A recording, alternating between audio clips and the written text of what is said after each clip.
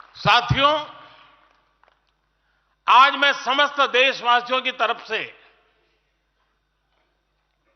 संत शिरोमणि आचार्य श्री 108 पूज्य विद्यासागर जी महाराज को श्रद्धापूर्वक, आदरपूर्वक नमन करते हुए श्रद्धांजलि देता हूं। उनके संलेखन समाधिस्थ होने की सूचना मिलने के बाद उनके अनुयायी शोक में हैं, हम सभी शोक में हैं। और मेरे लिए तो यह एक व्यक्तिगत क्षति जैसा है।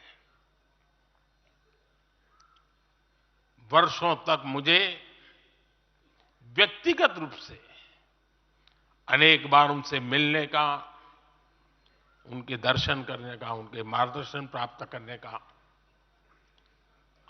अवसर मिला है। कुछ ही महीने पहले ऐसा ही मन कर गया था, मेरे प्रवास कार्यक्रम को बदल करके बहुत सुबह सुबह मैं उनके पास पहुंच गया था। तब पता नहीं था कि मैं दोबारा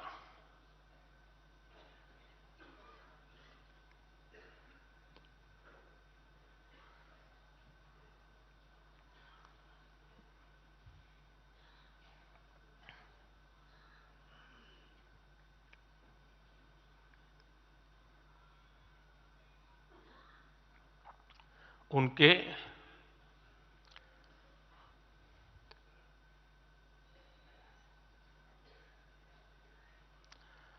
दर्शन नहीं कर पाऊंगा।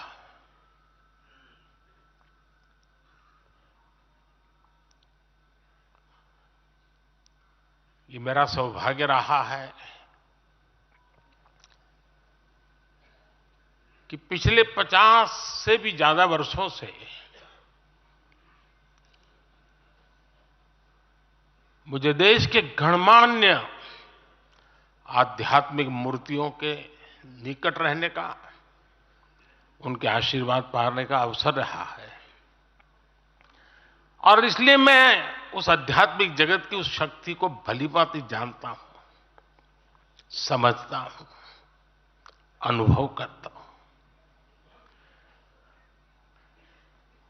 आपको सुनकर के आश्चर्य होगा कि वे तो दिगंबर परंपरा से थे।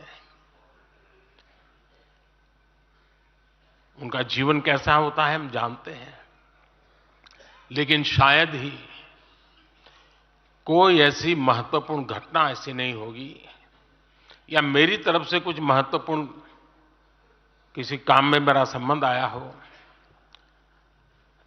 24 घंटे के भीतर भीतर उसका एनालिसिस करके मुझे उनका संदेश आता था। यानी कितने जागरूक थे।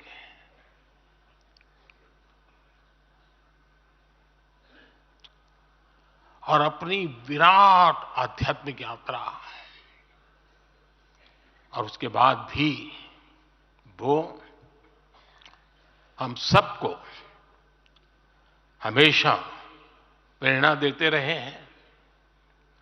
जीवन भर उतनी सौम्यता के साथ उनका लोगों को मिलना।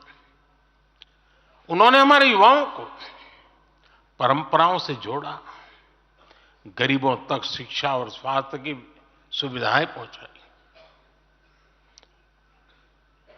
उनका पूरा जीवन उस व्यक्ति के लिए प्रेरणा जैसा है जिसने